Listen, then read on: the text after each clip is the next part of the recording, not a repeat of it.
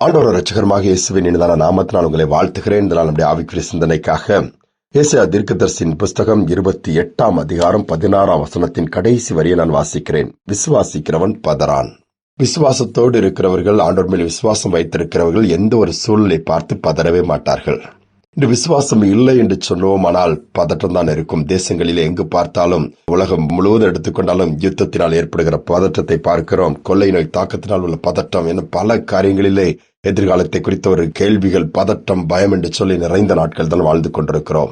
தனிப்பட்ட குடும்பங்களில் இந்த பாதிப்பு அதிகமாக பார்க்கிறோம். தனிப்பட்ட நபர்களும் இன்றைக்கு ஒவ்வொன்றுக்காய் பதறுகிறதை பார்க்க முடிகிறது. பதறும் பொழுது எல்லாமே சிதறிவிடும். ஒரு காரியத்தை செய்ய முடியாது.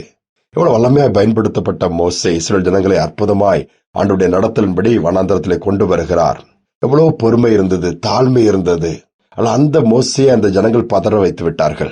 வேதத்தில் பார்க்கும்பொழுது சங்கீதங்களின் புஸ்தகத்திலே 106:33 சொல்லுகிறது, மோசே அந்த இஸ்ரவேல் ஜனங்கள் அவருடைய ஆவியை விசனப்படுத்தினதால் பதறி பேசுகிறார். கண்மலையோடு பேசுவதற்கு பதிலாக ஜனங்களோடு பேசுகிறார். காரியங்கள் மாறிவிடுகிறது. செய்ய வேண்டியதை செய்யாமல் செய்யக்கூடாததை செய்கிறார். கண்மலை அடிக்கிறார். நிலைமை என்ன? கானானுக்குள் மோசே பிரவேசிக்க முடியாமல் போய்விடுகிறது. பதட்டம். விசுவாசிக்கிறவன் அப்படி அல்ல. எந்த சூழ்நிலை எது விரோதமாக இருந்தாலும் சரி, பதறவே மாட்டார்கள்.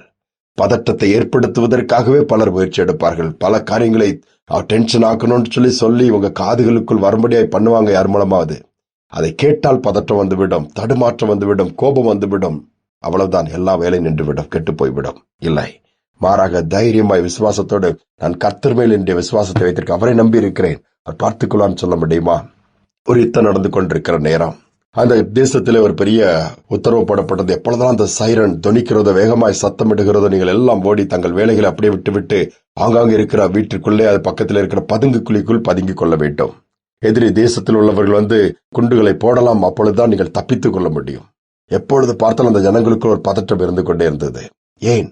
எப்பொழுது சைரன் தொனிக்கும், உடனே ஓடி போக வேண்டுமே. அப்படியே உள்ள போய் இருந்தாலும் குண்டு நம்முடைய இடத்தில் விழுந்து விட்டால் என்னாகும்?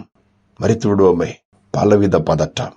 இது கொஞ்ச நேரம் நடக்கும், உடனே போய் புகுந்து கொள்வார்கள். திருப்பி கொஞ்ச நேரத்தில் இன்னொரு சைரன் தொனிக்கும், வெளியே வந்து தங்கள் வேலைகளை செய்வார்கள், சாப்பிடுவார்கள். இந்த காரியங்கள் தான்.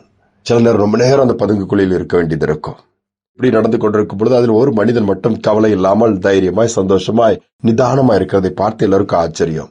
மற்றவெல்லாம் பதற்றப்பட்டு ஹார்ட் பீட் அதிகமா இருக்குது, புலம்பிக்கிட்டு அவங்களுடைய கண்களில் ஒரு மரண பயம். ஆனால் இவர் தெளிவாக சந்தோஷமா இருக்கிறார்.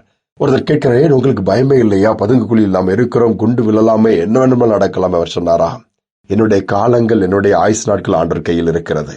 குண்டு வீச்சிலே நான் சிக்கி ஒருவேளை மரித்து போனாலும் ஆண்டவருடைய சமூகத்தில் நான் இருப்பேன். அதுவும் எனக்கு சந்தோஷம்தான். நான் ஏன் பதற்றப்பட வேண்டும்? அதுதானே உண்மை, நடக்கப் போகிறது அதுதானே. என்னுடைய எத்தனை நாட்கள் ஆயுசு, எவ்வளவு காலம் இந்த பூமியில் நான் இருக்கும்படியே கர்த்தர் கொடுத்திருக்கிறாரோ அதை நிச்சயமாக கொடுப்பார். அந்த விசுவாசத்தோடு நான் வாழ்ந்து கொண்டிருக்கிறேன் சொன்னாரா. பதற்றம் இல்லை. நாம் அந்த விசுவாசத்துக்குள் கடந்து வருவோம். கர்த்தர் நமக்கென்று செய்ய நினைத்தது தடைபடாது. நமக்கென்று முன் குறித்ததை செய்து முடிப்பார். ஜெபிக்கலாமா? அன்பின் தகப்பனே, இந்த நாட்களிலும் விசுவாசம் இல்லாமல் பதற்றம் நிறைந்த நாட்கள் நாங்கள் வாழ்ந்து கொண்டிருக்கிறோம். இப்பொழுது நம்முடைய சமூகத்தில் எங்களை ஒரு விஷயம் தாழ்த்தி ஒப்புக் கொடுக்கிறோம். அப்பா, விசுவாசத்தில் வளர விரும்புகிறோம்.